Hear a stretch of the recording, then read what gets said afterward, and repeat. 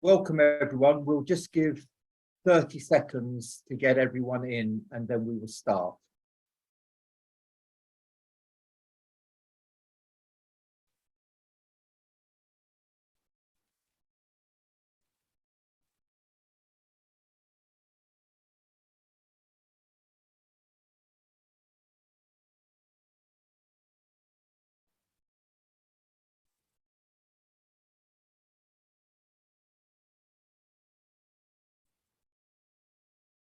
Hi, I'm Mike Adams and I'm the creator and founder of Purple Tuesday.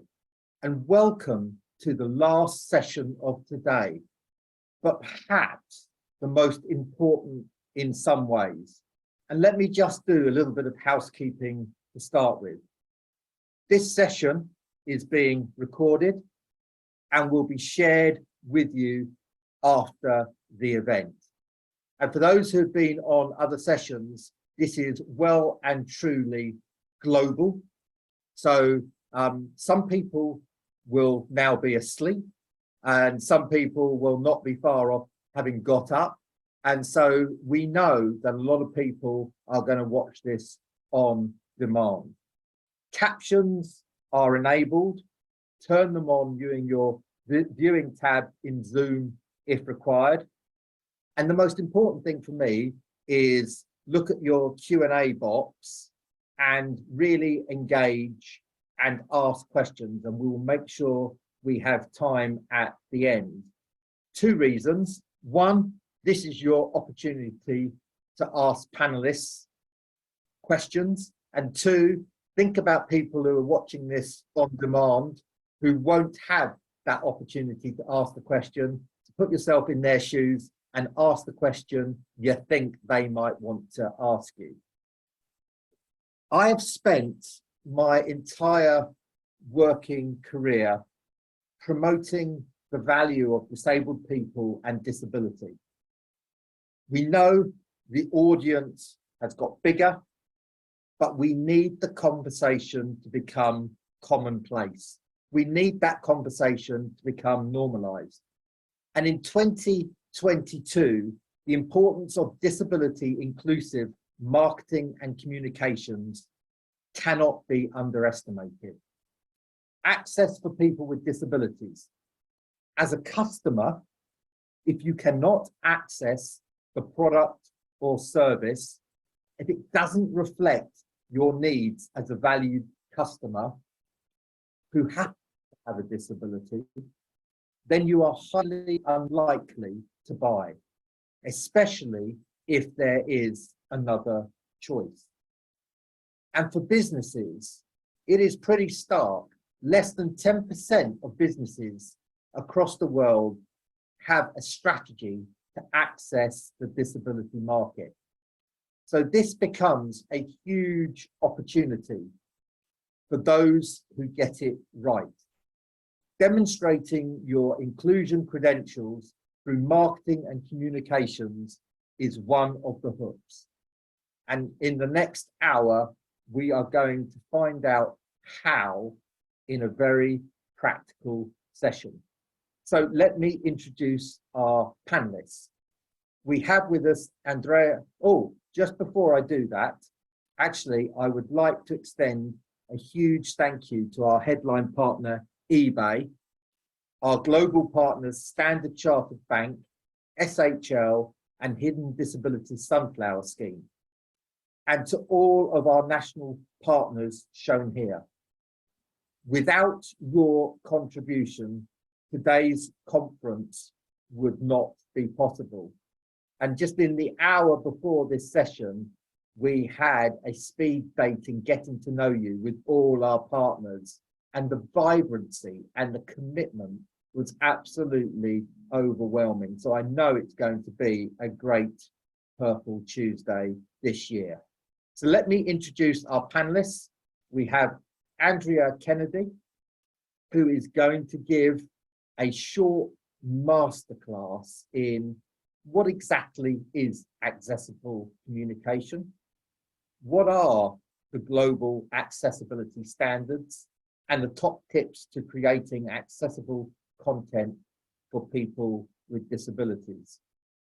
We're then going to talk to Lynn Wyman, President and Chief Strategist at KidGlov, and Shani Dhanda, and I'm hoping Josh Loebner will have joined us by the time we get to his slot. So what I'm going to do is hand over to Andrea for your short masterclass.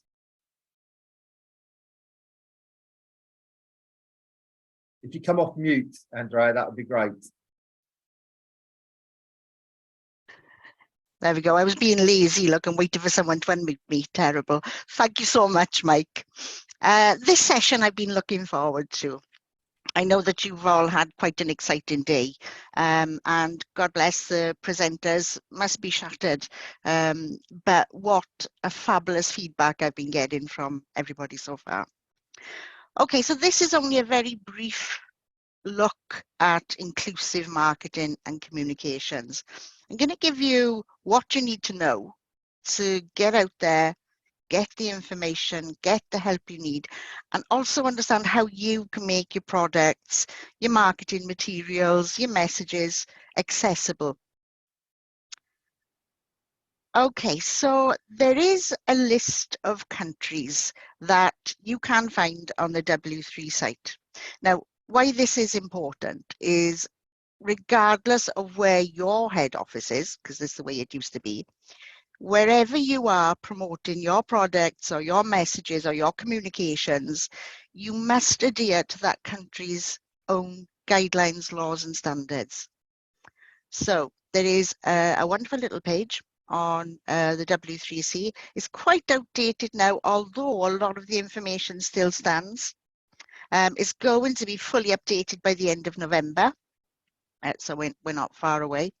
And it gives you the country, the guideline or the law that's associated with it, whether it's the scope, whether it's public sector, private sector, government and so on, whether it applies to web only or to all other products, and then essentially the standard. Okay, so that is something that you're going to need to familiarize yourself with. So what does all this mean for you? What about these standards? How do we apply them? Well, in short, legally, if we talk about the UK and the US and so on, all communications must be accessible. A simple, short statement. Nice and easy. There we go. All accessible. But it's a little bit more in depth than that. So whether you're producing PDFs for distribution or linking to, whether you've got some poster campaigns or paper materials, even signage in some circumstances, or your social media campaigns, you need to make them accessible. And as you've heard today, it also means you have to communicate, how to communicate with your stakeholders in an accessible manner. So you've heard all that today. Okay, so how do you do this? It's not as easy as you may think. So you've got the laws, you've got standards and guidelines. Then you've got each of those per country. Then you have to think, okay, what do I know about disability, etc. Okay, so preparation is absolutely key. This needs to be thought out. And as Mike has already said, it needs to be normalized and part of your standard practice. Okay, so your standard policy and your standard practice would be to produce all materials accessibly. So a good way to do this is to get your team familiarized with accessibility and with disabilities. Without your teams, your marketing teams and so on, really understanding the importance of the accessible message, they're not really going to get why it's needed. It becomes a checkbox exercise rather than something that they feel passionate about. And we've seen through working with many organizations that the minute we give teams enough information to understand how to get their products accessible, they become evangelists, for want of a better word. And then that message is spread on to whomever they discuss and talk with. So it's really important that your teams fully understand the importance of having accessible communications.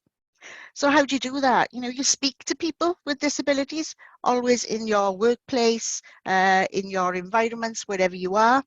You could also come to, without wishing to plug, an organisation such as Purple, who obviously know all of the laws and standards. They have the experts in governance and law, as well as accessibility, but they also have a whole wealth of people with disabilities who are only too happy to help to get this message out there. There's also a huge resource on the internet. There is so much material. It can be easy to go down, go down a rabbit hole.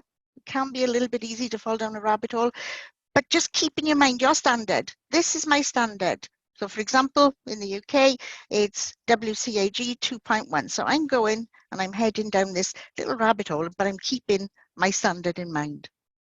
I'm talking about standards. You're going to need to familiarize yourself with them. Okay, so what are my top 10 tips? Now, not all of these are about content, because I wanted to make sure that whatever digital platforms and messages you were putting out there are covered, but it's by no means exhaustive. Okay, so this is just top 10 tips for accessible content. Okay, first and foremost, alternatives. This is, I keep saying key because everything tends to be key, but alternatives really is important. So whether you're talking alternatives for alt text for images, alternative text for images, or whether you're talking about audio description, it's pivotal. So a couple of things you need to do. Make sure that your text alternatives are meaningful. So if you're talking about alt text, make sure that they're meaningful to the image that it's portraying. If it's purely decorative, then assign it a null attribute, just to allow a screen reader user to skip over unimportant information. It eases navigation. But you must be meaningful and descriptive. It's always good to have a policy relating purely to your text alternatives, because it can be open to interpretation, it can be subjective. So for example, if you were a travel and tourism company and you had images on scenery, areas, resorts, you'd want to be able to describe that image so that somebody that's blind can really get a feel for what this place is like. How lovely is this place? But you also want to be succinct, and you don't want to be too wordy. So it's really good to give your teams guidance on which is the best way to assign alt text. Make sure that you've got audio description for unspoken content. Sadly, this is something that is never really paid attention to. So if a user is blind and perhaps they're watching a multimedia reel, they may be watching a movie, if there are scenes there where something is happening, but there's no spoken content, that person is going to be totally unaware of what's going on. So they are very important. Provide subtitles and text transcripts if you can, or link to subtitles and text transcripts if you can. This helps people that are deaf and deaf-blind. So there's a whole range of alternatives to aid different people. But do not, as we have seen occasionally, somebody saying, okay, can I provide a separate experience for those with disabilities? Well, no, segregation is not the way to go. Okay, so we want to be able to make all of our messages, all of our products as accessible as possible. Navigation, again, highly important. And we're not just talking about navigation of websites. We're talking about how does a person interact with each particular message you put in front of them. So you've got to make it easy for a person to identify where they are and where they need to go. Okay, so intuitive is the word you're looking for here with navigation. If you're talking about websites, make sure that you've got consistent styles of navigation throughout, that you've got more than one way to be able to find something. So for example, you may have a search bar and you may have a sitemap. So websites will have their own particular special set of needs for navigation. But your messages, your call to actions, where are they? Are they easily identifiable? Can you navigate to them easily with any input means possible? So that means, can I get to them purely by keyboard? Another useful style of navigation is to make sure that, for example, if you are talking about a website, that your pages are titled properly. Front load the page titles. So front loading is a really important trick and something that should be used all of the time. Basically, it means putting all of your information at the start of whether it's at the start of a page title or a paragraph of text. And this is that people can visually scan or read and identify where they are or what information they have. So navigation is essential to be intuitive. If we're talking structure, again, this tends to apply to websites, logical and hierarchical. You'll be amazed how many pages or sites or products we see that do not even have a visual structure. It can be very messy and chaotic. So a logical and hierarchical structure is needed, particularly on your websites. Make sure that you start at a heading level 1. But again, as with your alt text, make sure that you've got a consistent approach. So it could be well worth you providing guidance to your teams. Error prevention, again, we're talking websites and other digital products. It's essential to make sure that you help people avoid make mistakes. We can all make mistakes rather easily and very quickly. So to do this, we want to make sure that we label everything correctly so that if something is mandatory, for example, there's information needed that is mandatory and the user must fill this in, then they are informed of that mandatory information prior to any submission. We do sometimes see that happening after submission. So they've inputted their details, they've thought what they've put in is correct, they've submitted that page, and then a message comes back saying, please can you fill in this form and this form. Not so good when you've got to go back and do it again. Very frustrating. Make sure that everybody has a chance to check what they've done. So whether you were talking about, again, if you've got a website, make sure that any submission can be checked. Yes, I do want to do this. Yes, I am agreeing to this, and before you submit. And if you're talking about financial transactions, make sure that people have a way to check and or reverse any submissions. Make sure that any errors are delivered to the user without moving their focus so that the person knows where the problem is, where the error is. Visual presentation is essential, especially in multimedia, in communication and getting your message out there. Fonts, really particularly important. Use a good sans serif font. So that's a font without the little squiggly bits that you get. There are lots of fonts out there now, and many organizations prefer to use their own, which is fine, which is great. But make sure that it's a really good, rounded, legible font with good spacing. So a sans serif would do that in most instances. We've got here minimum point size 12, which is part of a requirement. I would say go higher. The larger you can get your text, the better. Color contrast ratio is essential. So if you look on your web guidelines, if you've got a digital project, your contrast ratio between the foreground text and the background color needs to meet a certain requirement. It's 4.5 to 1 for standard text. You must have a really good difference between your text and your background, not just for people with low vision, but for everybody. So if we're viewing your messages, your products, etc., perhaps on my mobile while I'm standing in a train station and it's quite a sunny day, that can make a massive difference to how you view products. So enabling a really good color contrast ratio helps usability for everybody, not just people with color differences or low vision. Another thing I would suggest is that obviously you don't use color alone to portray any information. An easy example would be a shopping site. All the items in red are out of stock. You know, a blind person is not going to see the color red. Their screen reader may read it to them, but not is not guaranteed that it would. Another thing is how your text looks.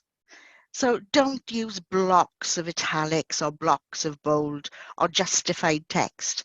I've heard some people say with visual cognitive differences that, you know, justified text appears to be a river of text. So don't use these blocks of text. If you have a quote, use quote marks, not italics. Use it for what it's for. And never justify your text. That can be so difficult to use, to read. When we read a message, we visually scan the first couple of characters, the shape of the first couple of characters, and we can identify from that shape what the words and the words after are going to be. So it's a really quick way of visually scanning and picking up a message. If you've got text that does not have that shape, does not have that alignment, if your text is justified, all that alignment's gone. So it really stops a person from quickly skimming, reading and understanding what the text is. And again, front loading comes in here. So front loading is essential so that you've got your important bit in the message first. So should a user get to the bottom and they've kind of lost interest, they've really retained the information that is there at the front of the paragraph. And don't use images of text. As we know, we view our digital products on a huge array of devices, and images of text never work well. They always pixelize, they don't resize. You can't get, unless the alt text is exactly correct, you can't get the meaning as a blind person from that image of text. Okay, language and readability. Again, super, super important. So in the UK, our average reading age is shockingly only 9 years of age. So we want to make sure that all of our messages are easily read, but not just easily read, understood and retained. And the only way we're going to do that is to make sure that we've not overly jargonized our words and our copy, and that we've got common sense, not too much punctuation, and our readability flows easily. So if you've got an abbreviation, expand it where it first appears and then place it in brackets afterwards so somebody can identify what that abbreviation is. With the reading age, there's lots and lots of tools out there to check the reading age of your copy. One I've put here is one that the UK Gov recommends, which is WebFX, and it's a simple, easy to use tool. So check your readability, and these tools can do that for you. And like I said, always front load information so that somebody's got the important information first. Language is also essential when we're going back to law. Okay, so think about your standards. So for example, British Sign Language, it's always been law, you know, it's always been a recognized English language, British Sign Language. But since April, it's received royal assent, which means it's gone through legislation. So it is now essential that all government organizations use British Standard, BSL in their signs and so on. So keep going back to your standards and your laws and make sure that any updates that you incorporate in those. Okay, predictability. Normally that's not a very nice word, predictability. In this instance, I love it. it's perfect. We want to be able to predict where to go next, what to click, what to read. We want that level of familiarity. It makes us feel good when we've got things that we know we're going to be able to experience quite easily. Predictability is perfect. So make sure that everything is consistent. So if you've got a certain style of navigation, make that certain style of navigation all the way through. Make your pages, your messages intuitive. So somebody doesn't have to learn this particular digital product before they can use it. They can all of a sudden identify where they need to go next. Predictability is perfect. Non-HTML documents, we can make PDFs and so on very accessible, and forms, non-HTML forms, very accessible, but it takes a lot of skill, and also you need the tools to do that. There's lots of information out there, and Purple can furnish you with that too, on how to make your documents accessible. So if you've got a link, for example, to a PDF that you're putting out there, and your message is perfectly accessible, but your PDF isn't, that's not so great. That's going to break all accessibility standards. So the best way, if you don't have access to a PDF writer, such as Adobe Pro or DC, then use Word, but use the accessibility checkers. A lot of people don't realize that in PowerPoint, in Word, and so on, there are accessibility checkers built in, and they're great, and you can keep them running as you go along. And they really do help. So when you automatically save your document as a PDF, it's fairly accessible. You may need to adjust the reading order, but it's really accessible. So use your PDF checkers. But again, there's lots of information out there on how to make these documents accessible. But we must make sure that we are making them accessible, because they are, the standards and the laws apply to these exactly the same as they do to a digital product. Okay, another thing we see a lot of is movement. Now, in a little while, I know I'm running a bit behind, I'm going to give you a couple of tips about social media copy, okay? How to make some accessible social media. And this kind of contradicts that. So, movement. God, it's distracting. It's really distracting. Apart from my other problems, I'm also dyslexic. And when there's a digital product that I need to read some text, but there are lots of other things going on in the page, it takes me forever. It's like, ooh, I'm off. And then I get 10 minutes before I come back to where I originally was.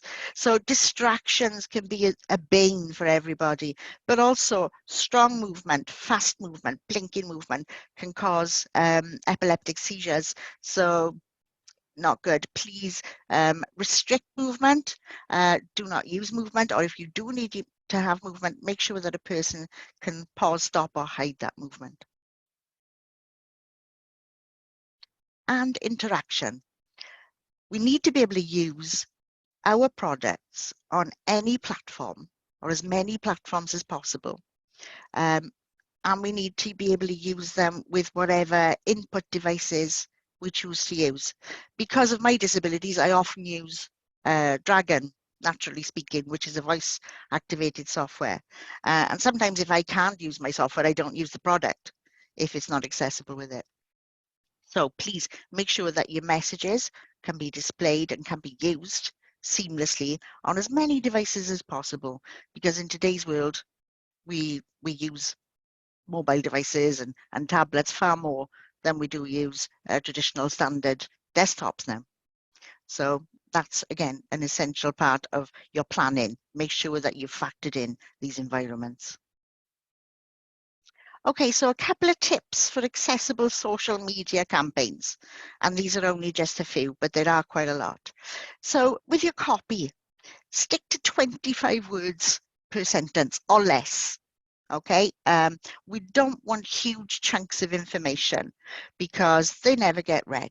And again, front load, get that important stuff at the top. Simplify your message, but don't dumb it down. simplify your message so that you're instantly understanding what that message is without having all the extra waffle that goes with it. Okay, so streamline, I think, is a better word. Use line breaks. Make sure you've got that space. You can see the image I've got there, and quite ironic, it was 36 rules of social media. And one of the rules is don't use too much information. That sent me into a spin when I first tried to read that information. So don't use too much information. Give people space. They want to be able to read things at a tidy pace. Emojis. Oh, we love our emojis. And how many of us are guilty of this? Don't put too many emojis on your messages. One is fine, 2 or 3 maximum, but don't put a load of emojis on. A couple of reasons. They don't interpret well to some people with cognitive differences. Not everybody really understands what these emojis are supposed to be portraying. Secondly, if you're a screen reader user, if you're blind and you're listening to the emojis, you've got to listen to that description 3 times or however many times you've put it on there. But we're not saying don't use them, because people like them and they are friendly. Okay, as you can see my little smiley face there. If you've got a platform that you can't put an alt text on an emoji, or it isn't going to read the emoji correctly, put an alt text after the icon in text yourself. So, for example, smiley man, or whatever you describe that emoji as. Okay. Hashtags. Again, something that we're probably used to doing. Use camel case. Okay, so hashtag and then capitalize the first letter of each word. Most people do that now anyway, but it makes a remarkable difference, especially to someone who's cognitively, visually different, such as myself. Limit your hashtags to 2 per post, because they do tend to break up the flow. So if you get them and you put them at the bottom, then they're not going to interrupt the actual message itself. Links. Oh gosh, bit.ly links. Never use bit.ly links. Okay. I know that we don't really like lengthy links, but they're not going to count to your social media word count or character count. Links are not included. So you could have a proper link in your message. You're not going to be penalized for that at all. But make your links sensible, okay? So that if they're going to be read by a screen reader user, he or she is going to understand where that link is going to take them.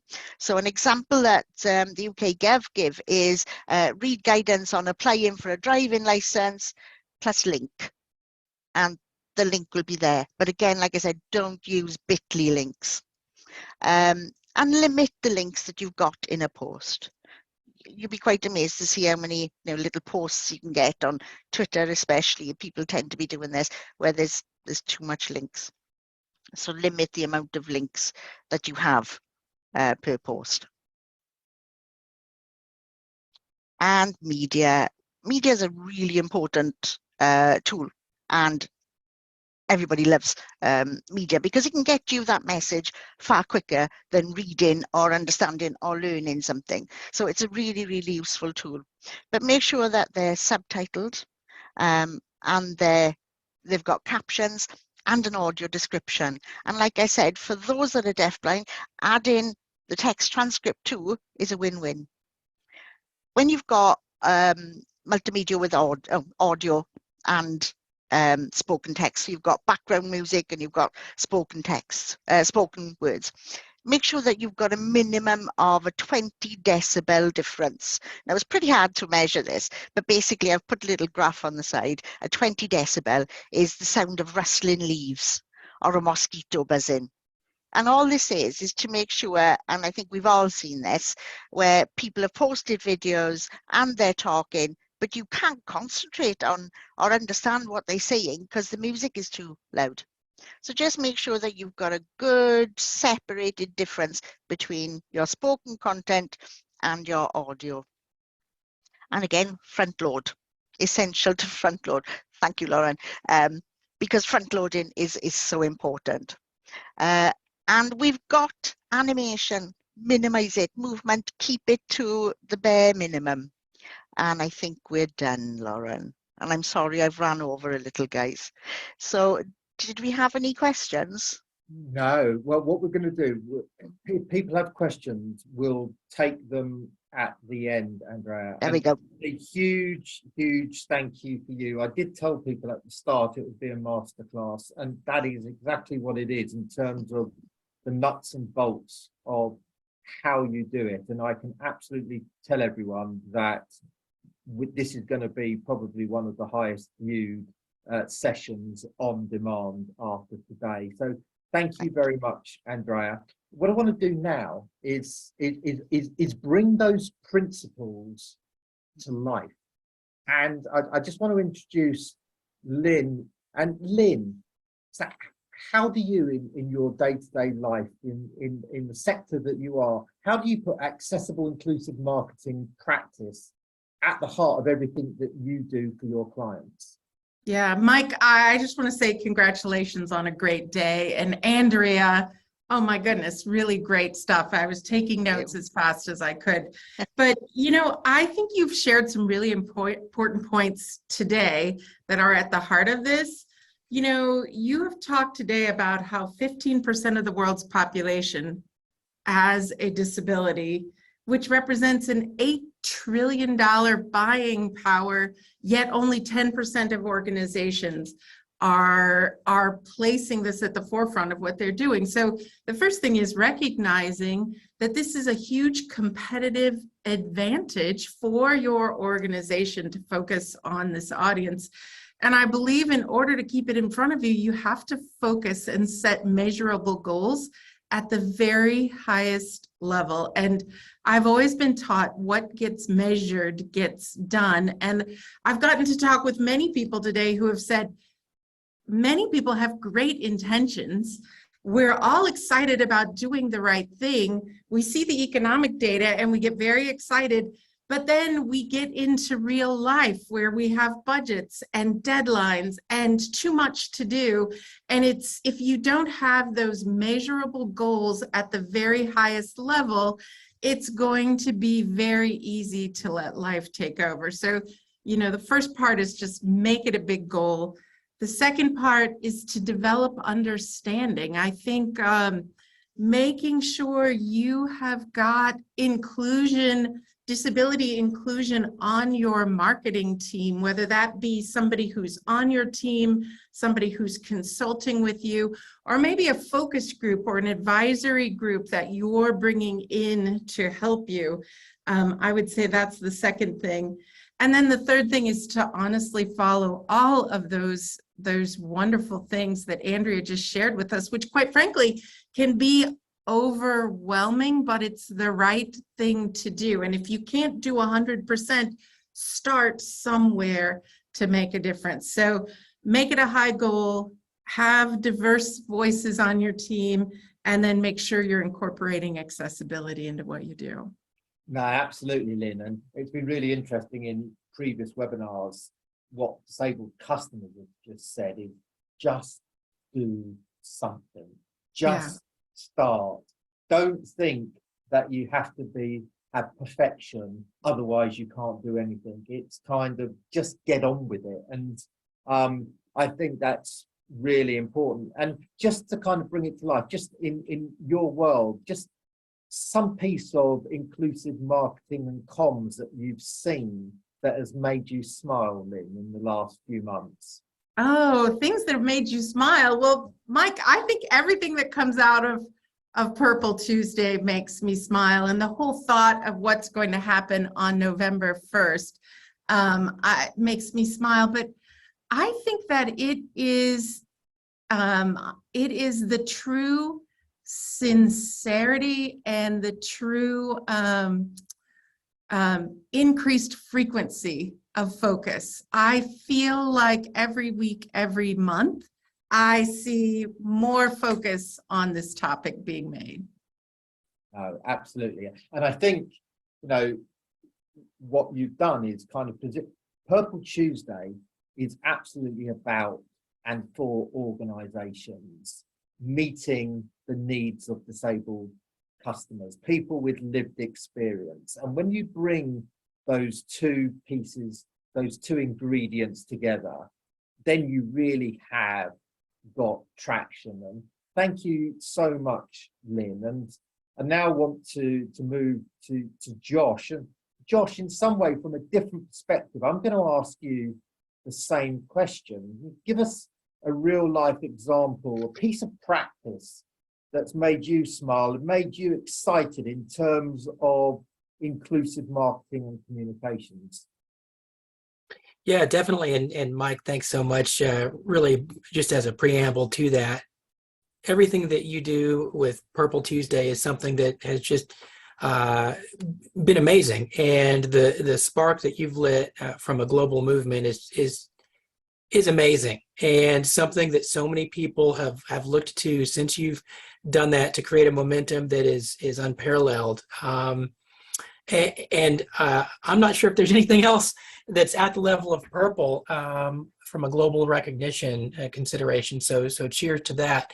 But yeah, we definitely have seen a lot of momentum in this space, and the opportunities to be able to incorporate inclusive design and accessibility are powerful. We're seeing that with Microsoft in their advertising campaigns, where they weave in representation on screen, but also are able to showcase how their products and services and offerings as well are accessible and inclusive, all the way to their inclusion lab, where they test new products and applications with people with disabilities, a variety of disabilities, from physical disabilities to those that are neurodiverse or intellectual and developmental disabilities. So Microsoft is one that I would hold high, that's wonderfully moving forward on a global scale.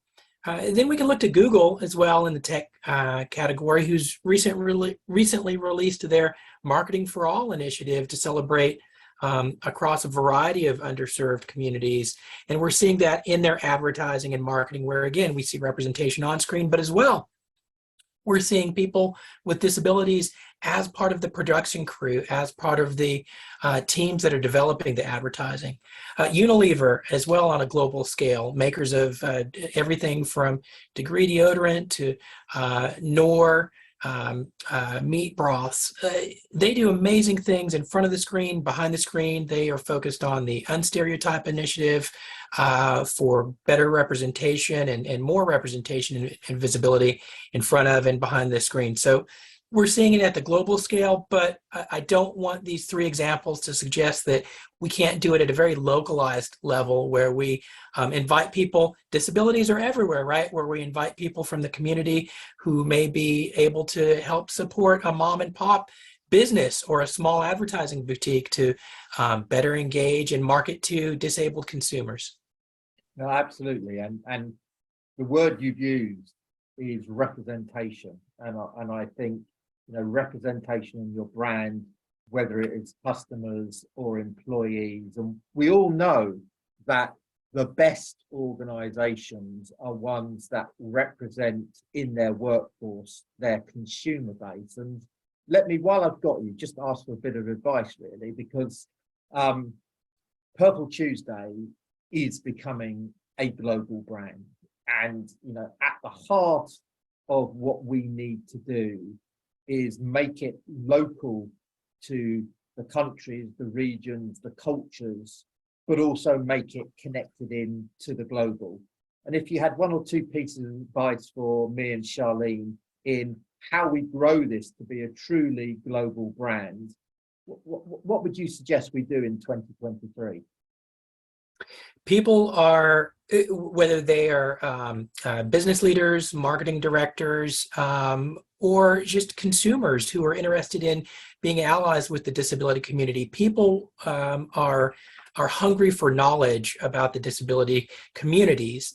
And that's where data can come in, and whether we, as Purple Tuesday, are able to share more about kind of peeling back the onion of disabled consumers and maybe sharing data and insights that help to dispel misperceptions, or to further dive into really what the spending power is. And I don't want to say Purple Tuesday has not done that, because you have. What I would suggest is just to continue to layer on, bringing that knowledge to life, so that people, whether they're allies of yours, whether they're part of your team, or whether they want to in some way help, share these nuggets of information on their social channels, be able to internalize it and share it in a meeting to get people to convert, to say, oh, wow, I didn't know that about the disabled community. And you know, a little bit of insight from Purple Tuesday can go a long way. Something minimal from a little point of information can be a maximum driver to getting somebody to buy in to welcome the disability communities as part of their consumer base. I think you're right, because people who have been introduced to Purple Tuesday today, you know, the startling statistic that says the international sign for disability that's known worldwide is the wheelchair symbol, but it reflects 8% of the global disability population, is a really kind of good example. And we're really excited, Josh, and I'm going to ask Shani the same question. So you've got your 2-minute warning, Shani. But as part of our hook, as part of what we're going to announce on Purple Tuesday, we've run a survey that asks disabled people, what attracts you to brands? What are the things that you need to see in your brands that will really drive you to be a customer? Because we know that once brands get disabled customers are the most loyal group ever. But what is it that drives the brands? And I'm going to ask you, and then I'm going to segue into Shani to kind of say, if you have your crystal ball, if we just go 3 weeks forward when we have those findings in front of us, what do you think? What do you think are the core things that disabled people are going to say about what they want to see in their brands? Yeah, so first and foremost, it's representation, but let's dive a little deeper into what representation means, and especially now, as we're talking about digital engagement, as we understand more about the insights that we can gain as a business and as marketers about each individual consumer and consumer groups. There's this acronym CRM, Customer Relationship Management, right? And with any marketing journey, there's and consumer's journey, right? There's breadcrumbing along that path, and we want to make sure that we have representation at the high level to guide consumers along that path, but at the deeper level for the marketers to see the value in it, to be able to continue to build loyalty with the disability communities. It's an opportunity to be able to start to collect insights and information from disabled consumers to validate all of the marketing that we're driving towards them. And that's where we can start to cultivate rich insights about disabled consumers. We understand their wants, their needs, their preferences. And so it's where we don't just look at representation as a thin veneer within marketing and communications, but to be able to gain a deeper understanding of customers in a way that we're really starting to develop bespoke and curated pathways to progress to ensure that those consumers are authentically engaged, they're genuinely committed, and that we're learning from that so that we can continue that momentum in future campaigns. So I think that's what I would say is, as marketers, brands, and businesses, and these tools are available for startup agencies, mom and pop shops, and multinational corporations. You know, there may be nuances and levels of these knowledge opportunities, but I would suggest that everybody has the power to gain more insights from their consumers, in particular disabled consumers, and start to use that data to be able to move the needle and to further guide your communications to be more effective and engaging. Yeah, absolutely. And I think it's been really interesting this year, Josh, that traditionally when you go into an organization, you know, around disability, you will be introduced to the equality and diversity, the inclusion individual, maybe sometimes the HR individual, and within their organization, they then have to sell the issue within that organization. And I think the challenge for us is when we have gone into organizations and we talk to brand leads, the head of marketing, head of comms, 5 minutes, 6 minutes in, they get Purple Tuesday. And that is, I think, the challenge for us. That is the conundrum, is getting through those levels to get to the brand people who then get it. For all the things that Lynn has said, all the things that you've said, all the things that Andrea has kind of pointed to as must-dos, and the things that I'm absolutely sure that Shani is just about to say as well. So let me ask you, and thank you ever so much, Josh, and let me ask you the same question, Shani. This piece of research, this survey of disabled customers and what attracts them to brands that's coming out for Purple Tuesday, what's your take on it? What do you think they're going to say?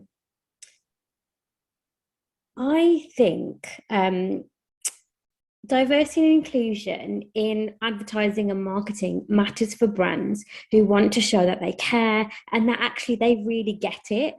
And, you know, marketeers spend lots of their time communicating with people about how their brand offers solutions to their consumers' problems. But actually, how believable are those marketing campaigns if they don't truly represent or reflect your audience as consumers?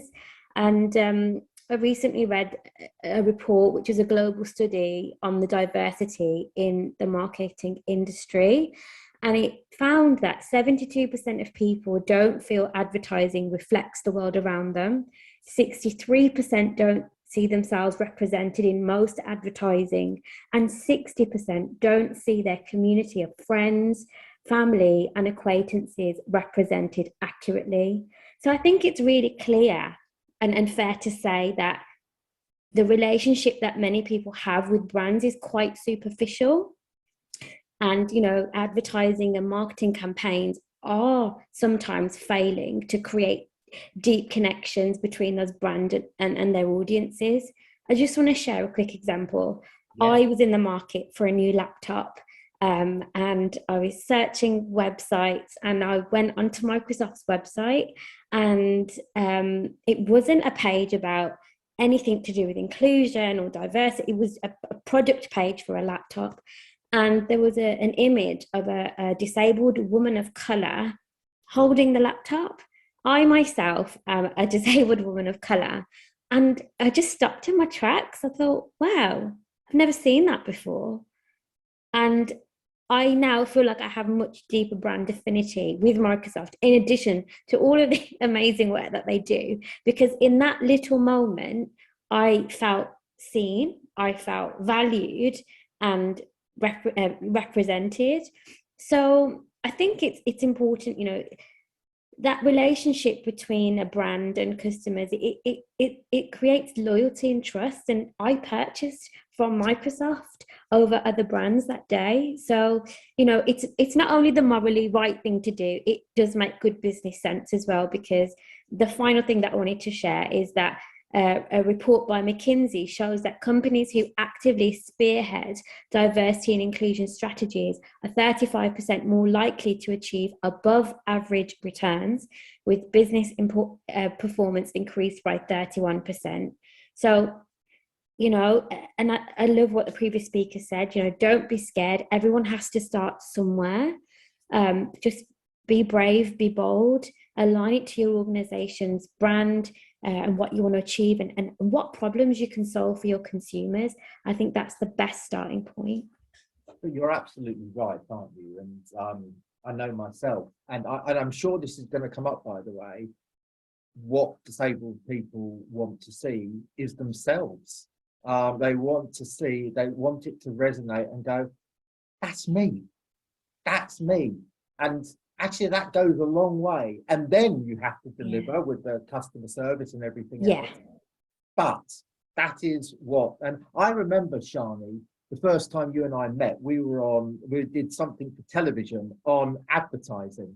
And we had similar conversation. And I have to say, you've started to see some traction about representation, and you know, not to say names, but if you look at the Maltesers advert, which used a wheelchair user, which has become their most successful advertisement ever.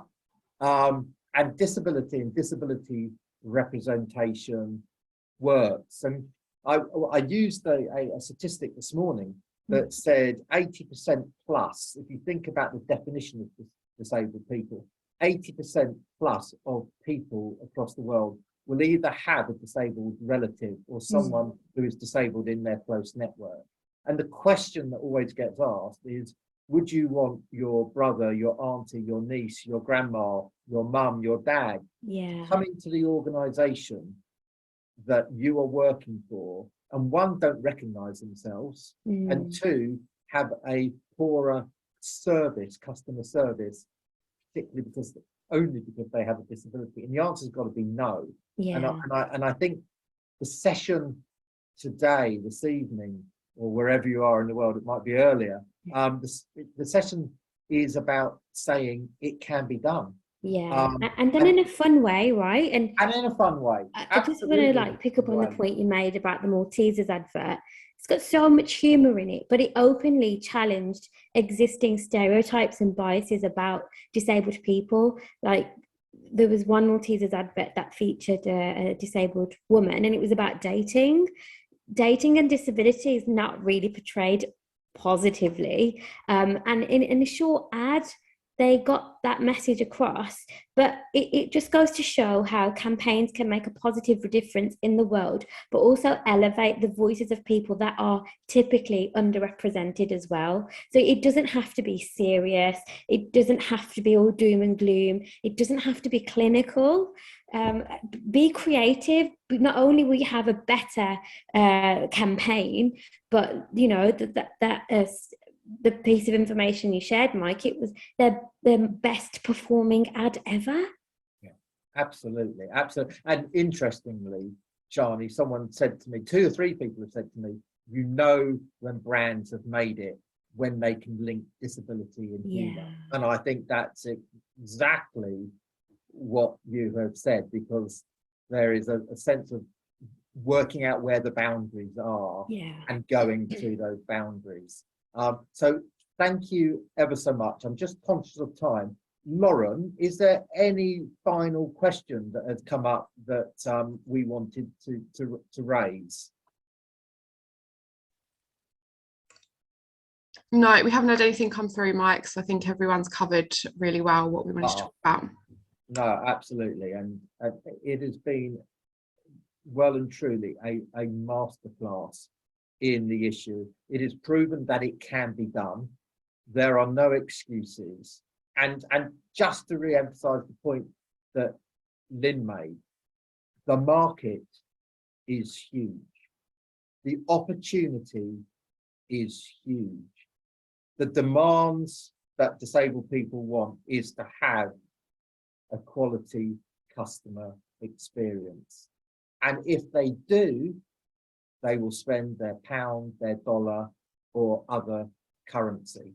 And in the world that we are living in at the moment, you know, I always say, if someone walks into a boardroom and says, I've got this new idea, I found this new market, actually, it's worth 8 trillion a year. All we have to do is apply our good customer service. There's only less than 10% of others. I defy any boardroom to say, no, not for us. And I think this is the challenge. And this is why I think working with you and everyone listening today, why Purple Tuesday will succeed. And I just want to thank all you as panelists for being involved today. And if I could bet a packet of Maltesers, I would say to you that I am pretty sure in 3 months' time, this session will be the most watched on in demand. I absolutely. So on behalf of all of us at Purple, and thank you to all our panelists, thank you very much, and we'll see you again soon. Thank you.